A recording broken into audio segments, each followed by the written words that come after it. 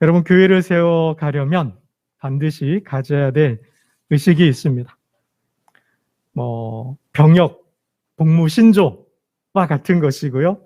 어찌 보면 정당이나 공동체 행동, 강령 같은 말씀인데요. 저는 믿음의 신조라고, 신앙의 신조라고 이렇게 말씀드리고 싶습니다. 교회를 세워가려면 반드시 가져야 될 의식, 지난 두어 달 동안 새벽을 통하여서 교회에 대한 묵상을 하고 말씀을 연구해 보았는데요. 교회와 관련된 말씀을 이렇게 좀 정리해 보았습니다. 우리 함께 나누면서 이러한 신조를, 이러한 사명을 가지면 좋겠습니다. 여러분, 첫 번째, 저와 여러분은 위대한 사역자입니다. 정말 위대한 사역자입니다. 세상에서 가장 위대한 사역을 하고 있습니다. 여러분, 프라이드 가지셔도 좋습니다. 자부심 가지셔도 좋습니다. 나는 세상에서 그 누구보다 가장 위대한 사역을 하고 있다. 여러분, 그 사역은요, 제국을 세우는 일보다 더 위대한 사역입니다. 인류 역사상 인간이 할 수 있는 최대 역사, 최대의 능력은 제국을 건설하는 것이었어요. 그죠? 징기스칸, 알렉산더, 또 누가 있습니까? 나폴레옹, 많은 세계 정복자들이 있지 않습니까? 그들보다 더 위대한 사역이 바로 교회를 세우는 사역입니다. 교회 사역은 곧 하나님 나라 사역입니다. 저와 여러분은 지금 하나님 나라를 세워가고 있다는 의식을 가지셔야 합니다. 누구보다 가장 위대한 사역을 하고 있다. 첫 번째요. 여러분, 두 번째는 예배가 있는 곳에 교회가 있다. 뭐라고요? 예배가 있는 곳에 교회가 있다라는 거예요. 예배가 있는 곳에 교회가 있어요. 어떻게 교회를 세우느냐? 여러 가지 방법들이 있어요. 그러나 가장 궁극적인 방법, 교회를 세우는 것은 예배입니다. 예배가 있는 곳에 교회가 있어요. 교회가 있는 곳에 예배가 있다라는 거예요. 여러분, 신학적으로 그리스도가 있는 곳에 교회가 있다 그랬어요. 왜요? 그리스도는 교회의 머리가 되죠. 교회는 그의 몸이에요. 그래서 머리 대신 그리스도가 있는 곳에 교회가 있는 거예요. 종교개혁자들은 이렇게까지 얘기를 했어요. 말씀과 성례가 있는 곳에 교회가 있다라는 거죠. 하나님의 말씀이 바르게 선포되고 그 말씀에 따라서 성례, 여러분, 성례가 뭐예요? 두 가지가 있어요. 세례와 성찬이죠. 하나님의 말씀에 따라 세례와 성찬이 있는 곳에, 여러분, 예수님이 제자들과 마지막 식사를 하면서 이것은 내 몸이고 이것은 나의 피다, 먹고 마시라, 이 성찬이잖아요. 말씀과 성찬, 이 성례가 있는 곳에 교회가 있다 그랬어요. 여러분, 종합해 보면 그리스도가 있고 말씀이 있고 성례가 있는 곳이 교회예요. 결국 뭐예요? 이것을 종합하면 예배가 있는 곳에 교회가 있는 거예요. 그럼 교회를 어떻게 세워요? 예배를 세운다는 것입니다. 여러분, 이 의식을 가지셔야 돼요. 예배가 있는 곳에 교회가 있다. 여러분, 세 번째, 우리가 교회라는 거예요. 누가 교회예요? 내가 교회라는 거예요. 우리가 교회라는 거예요. 이러한 의식을 가지셔야 돼요. 하나님은 우리를 교회로 부르셨다라는 거예요. 뭘로 부르셨어요? 우리를 뭘로 부르셨어요? 교회로 부르셨다라는 거예요. 나를 교회로 부르셨다라는 거예요. 여러분, 구약과 신약이 통하는 것이 있어요. 하나님께서 애굽에서 고통받던 이스라엘 백성들을 구원하셨잖아요. 그리고 시내산에서 그들에게 말씀하시잖아요. 내가 너희를 택했다. 너희는 거룩한 백성이요 왕 같은 제사장이다. 내가 너희를 부른 이유는, 내가 너희를 구원한 이유는 제사장으로 불렀다라는 거예요. 여러분, 이 말씀을 베드로 사도가 인용하고 있죠. 너희는 택하신 족속이요 왕 같은 제사장이다. 하나님께서 이스라엘 백성들을, 하나님께서 신약의 그리스도를 통하여 교회를 세우셨죠. 결국 뭐예요? 저와 여러분을, 우리를 뭘로 부르신 거예요? 교회로 부르셨다라는 거예요. 우리가 교회라면 사명이 있는 거죠. 어떤 사명이에요? 제사장적 사명이 있다라는 거예요. 내가 교회라고 할 때, 우리가 교회라고 할 때 각 사람은 사명이 있어요. 어떤 사명? 제사장적 사명이 있다라는 거예요. 여러분, 제사장이 누구예요?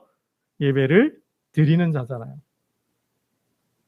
하나님을 대신해서 하나님의 복을 빌어줘요. 하나님의 말씀을 전해요. 또 이스라엘 백성들을 대신해서 뭐예요? 하나님 앞에 나아가는 자. 이게 제사장이에요.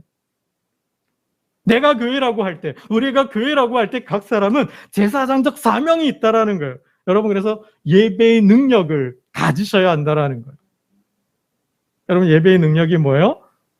기도의 능력을 가질 수 있어야 돼요. 중언부언하지 않고, 좀 기도 좀 해주세요. 권사님, 기도 좀 해주세요. 집사님 했는데, 목사님 못해요. 다음에 할게. 다음에 시켜주세요. 이러시면 안 된다라는 거죠. 언제, 어디서든 누가 기도 부탁을 하든 안 하든 개인의 기도 시간을 가지고 하나님 앞에 예배로 나아갈 때 기도할 수 있어야 한다라는 거예요. 여러분, 예배 집례 능력이 있어야 돼요. 예배를 집례하는, 인도하는 능력을 가지시고 계셔야 한다라는 거예요. 우리 오늘 가정 예배자일까요? 가정 예배 좀 드리자. 직장에서 이게 이제 신우회를 조직하고 예배 좀 드리려고 그러는데, 이게 머리 긁적긁적하고 이게 예배를 어떻게 드리지? 어떻게 인도하지? 이러시면 안 된다라는 거예요. 언제 어디서든 하나님 앞에 예배로 나아가려고 할 때 제가 인도하겠습니다. 제가 사회하겠습니다. 할 수 있어야 한다라는 거예요. 여러분, 무엇보다도 예배하는 자, 제사장적 사명의 핵심은 말씀이에요, 여러분. 예배 드리자 해놓고, 가정 예배 드리자 해놓고 성경 한 장 읽고 딱 끝내요. 물론 그것도 훌륭하시고 잘하는 일이시죠. 해야 돼요. 그런데 성경 읽고만 끝나면 안 된다라는 거예요. 한 걸음 더 나아가셔야 한다라는 거죠. 뭐예요? 본문의 말씀은 지금 역사적 상황은 어떻고 지금 하나님께서 이 이스라엘 백성들에게 이러한 때에 어떤 말씀을 하신다. 그러면 오늘 우리는 어떻게 말씀을 받아야 할까? 우리에게 하시는 말씀은 뭘까? 우리 가정에 주시는 말씀은 뭘까? 이렇게 재해석해서 말씀의 삶에 적용할 수 있어야 한다는 거죠. 말씀 연구와 또 주석도 좀 찾아보기도 하고 이러한 의미구나. 이렇게 나의 삶 속에 적용해야 되는구나. 좀 할 수 있어야 한다는 거예요.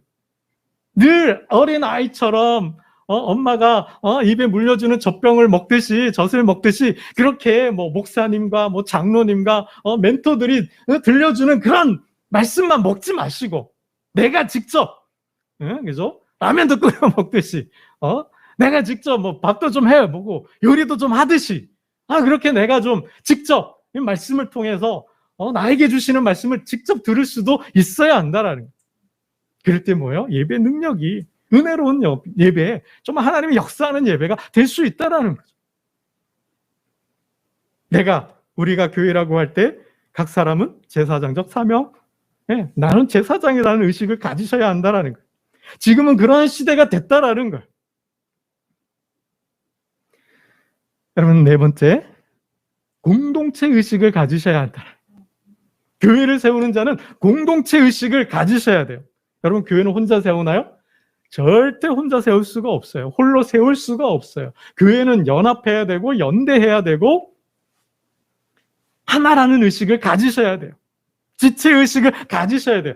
한 걸음 더 나아가서 가족의식을 가지셔야 한다는 거예요. 교회 공동체는 예수 가족 공동체다.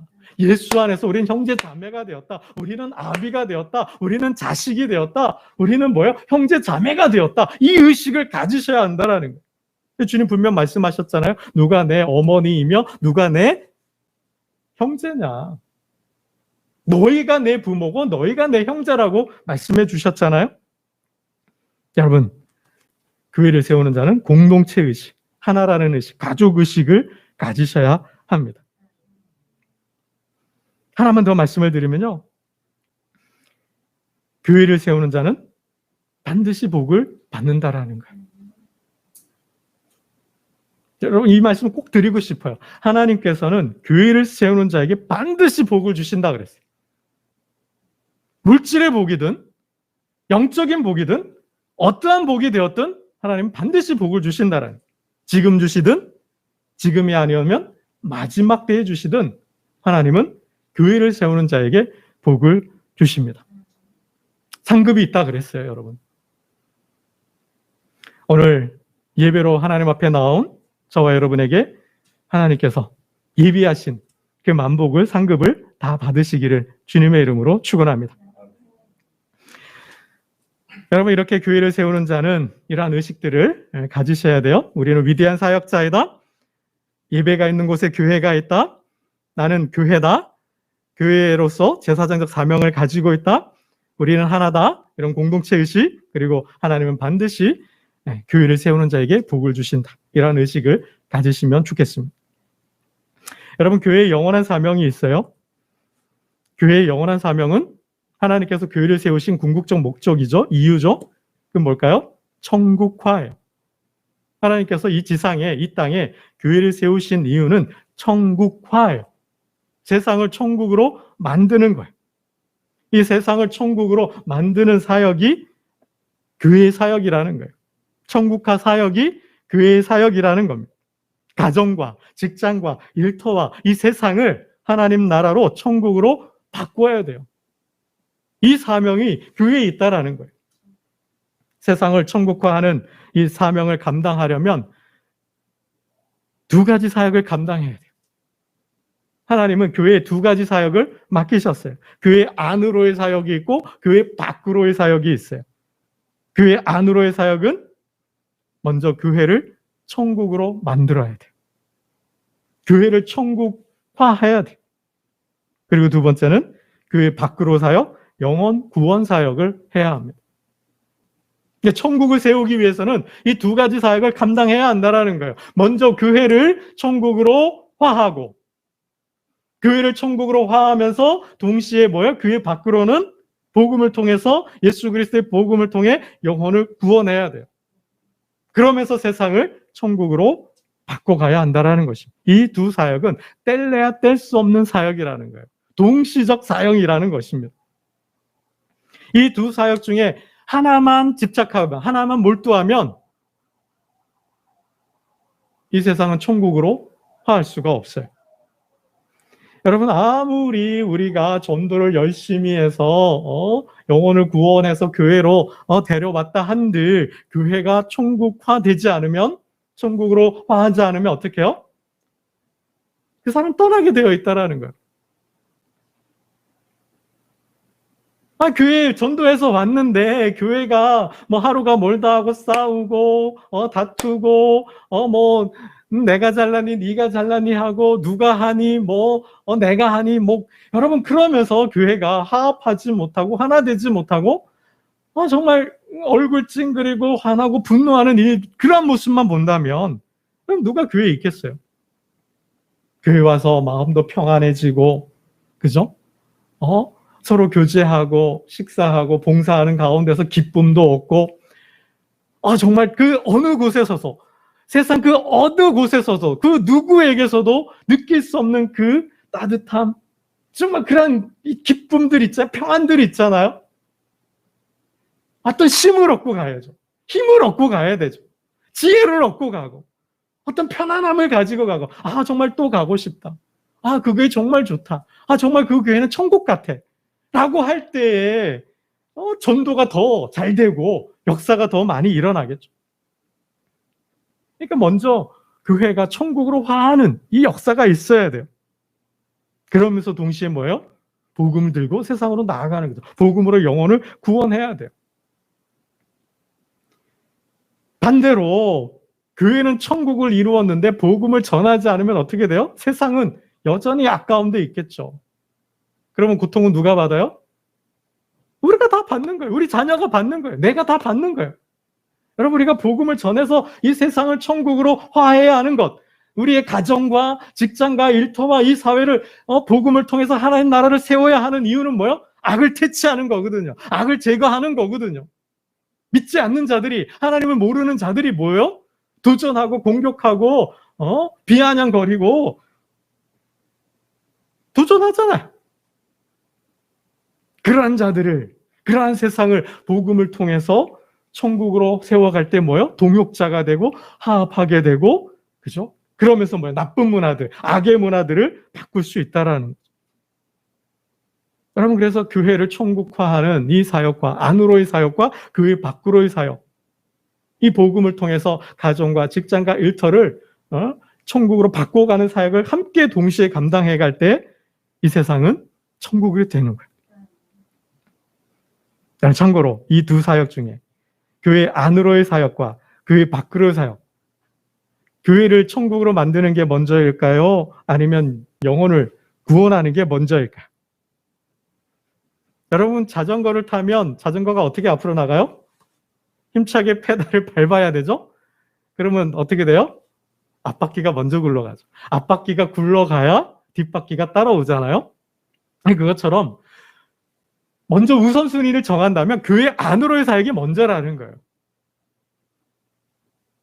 하나님은 교회를 통해서 세상을 구원하게 되어 있거든. 교회는 하나님 나라의 천병이자 하나님 나라의 전초 기지예요. 선교의 기지예요. 하나님은 교회를 통해서 세상을 통치하셔요. 하나님은 교회를 통해서 세상을 다스려요. 교회는 하나님의 통치 수단이자 통치 기구예요. 그러하기에 교회가 먼저 천국이 될 때에 영혼 구원 사역도 함께 따라온다라는 거죠. 그러니까 이 천국화 사역은 교회가 천국으로 먼저 변해가면 때에 이 영혼 구원 사역이 따라오게 되어 있다라는 거죠. 따라와야 한다라는 거죠. 그러니까 선순환이에요. 교회가 먼저 천국화 되어 가면서 닭이 먼저나 알이 먼저나 할 수 있겠지만 먼저 순서는 교회가 천국으로 화하면서 동시에 세상 복음화 사역을 감당해야 한다라는 겁니다. 앞바퀴가 굴러가야 뒷바퀴가 굴러가듯이. 그러나 여러분, 이건 뭐요? 수레바퀴와 똑같아요. 여러분, 수레바퀴가 앞으로 나가려면 어떻게 해요? 두 바퀴가 동시에 같이 돌아야 되죠. 한 바퀴만 돌면 어떻게 돼요? 그 자리만 뺑글뺑글 도는 거죠. 똑같아요. 이 교회 사역은 이 교회 안으로의 사역과 교회 밖으로의 사역이 동시에 똑같이 굴러가야 돼요. 그죠? 그렇지 않으면 교회 안으로의 사역만 한다, 교회 밖으로 사역만 한다 그러면 교회는 제자리 걸음을 걸을 수밖에 없어요. 세상은 욕하겠죠. 자기네밖에 모른다고. 이기주의자들이라고, 배타주의자들이라고, 독단적이고 권위적인 사람들이라고 욕할 거예요. 그래서 자전거의 두 바퀴처럼 앞으로 굴러가야 되는데 먼저 교회가 천국으로 화하면서 영혼 구원 사역, 세상 복음화 사역을 감당해야 되고 이 사역은 동시에 수레바퀴처럼 동시에 돌아가야 한다라는 것입니다. 여러분, 그러나 교회의 사역은, 세상을 천국화하는 사역은 절대로 쉽지 않습니다. 여러분, 눈물이 필요로 해요. 여러분의 희생이 필요로 해요. 여러분, 고난에 대한 감내가 필요로 해요. 정말 이 사역은 사명의식을 갖지 않으면 도무지 감당하기 어렵다라는 말씀입니다. 결코 만만치 않습니다. 주님이 이 땅에 오셔서 하나님 나라 사역을 하는데 쉬웠나요? 능력이 나타나고 기적이 나타나고 병자들이 고침받고 귀신들이 떠나가고 물이 포도주로 바뀌고 떡이 막 5,000명씩 먹으니 그 사역이 정말 쉬워 보이는 것 같지만 아니죠.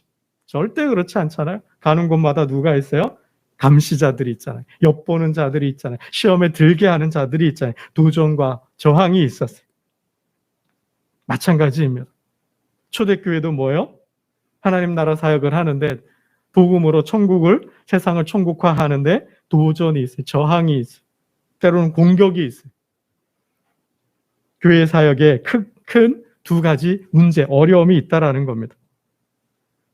오늘 그래서 설교 제목도 교회의 적, 분열과 박해라고 말씀을 드렸는데요.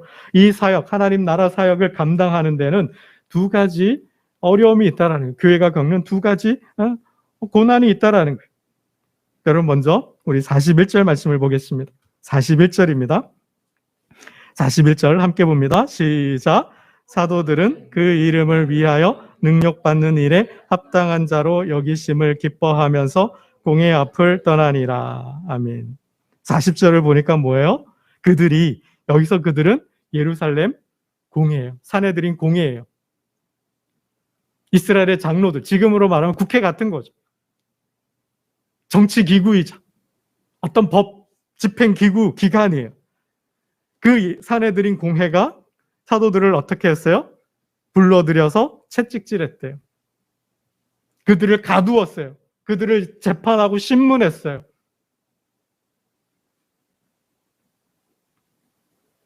여러분, 이처럼 복음을 듣고 교회를 세우는 자는 고난을 당할 수 있다라는 거예요. 좀 전에 말씀드렸던 것처럼 하나님은 교회를 세상의 통치 기구로 세웠다 그랬어요. 그 말은 문화를 바꾸는 자예요. 세상을 개혁하는 자예요. 문화를 창조하는 자들이에요. 기존 질서를 때로는 파괴하는 자들이에요. 그러니 어떻게 해요? 그 집단, 그 공동체, 그 기관에서 새로운 문화를 만들려고 하니, 선한, 의로운, 정직한 문화를 세우려고 하니 어떻게 해요? 도전이 있는 거죠. 공격이 있는 거죠. 기득권 세력이 잘못된 전통과 잘못된 문화이고 부패하고 타락한 방법인데 그걸 바꾸려고 하니, 그걸 도전하니 어떻게 해요? 가만히 있지 않는 거죠. 공격이 있어요. 핍박이 있어요. 도전이 있어요. 비아냥과 조롱이 있어요. 이게 사도들의 어려운 점이에요. 이게 교회를 세우는 자의 어려운 점이에요. 본문에 사도들이 그래서 능력을 당하잖아요. 감옥에 갇히고 매질을 당하고 핍박을 당하고 재판을 받는 거예요. 감옥에까지 가는 거예요. 그러한 삶이 우리가 교회를 세우는 사명을 감당할 때도 따라온다라는 거죠. 근데 사도들은 본문에 어떻게 해요? 기뻐했다.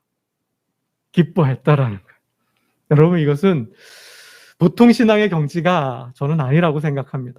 성령의 충만에 있을 때, 성령의 충만한 가운데 그 사명을 나의 목숨처럼, 사도 바울처럼 자신의 목숨으로 여길 때 이러한 고난 중에도 기뻐하는 거죠. 왜 기뻐할까요?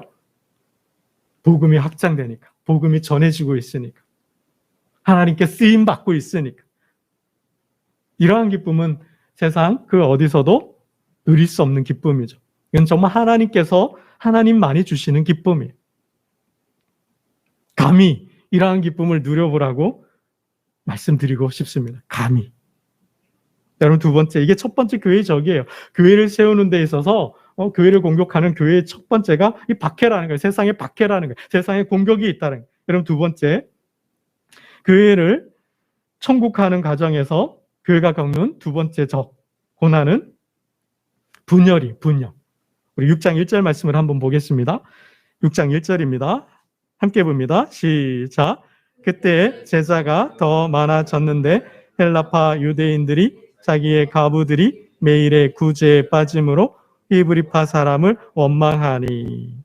교회가 성장했어요. 마가의 다락방에 성령이 임하자 그 모습을 보고 많은 사람들이 교회로 들어왔어요. 교회가 성장했어요. 부흥하게 됐어요. 베드로의 설교를 듣고 3,000명, 5,000명씩 성전 미문에서 걷지 못했던 자가 나사렛 예수 그리스도 이름으로 걷게 되자 막 구름대처럼 교회로 사람들이 몰려왔죠. 근데 뭐예요? 성장하고 부흥하는데 마치 어린아이가 성장통을 겪듯이 교회도 성장통을 겪고 있다는 거예요. 그 아픔이 뭐예요? 분열이에요. 6장 1절을 보니까 헬라파와 유대파가 나누어지고 서로 경쟁하는 거예요. 한쪽을 소외시켰어요.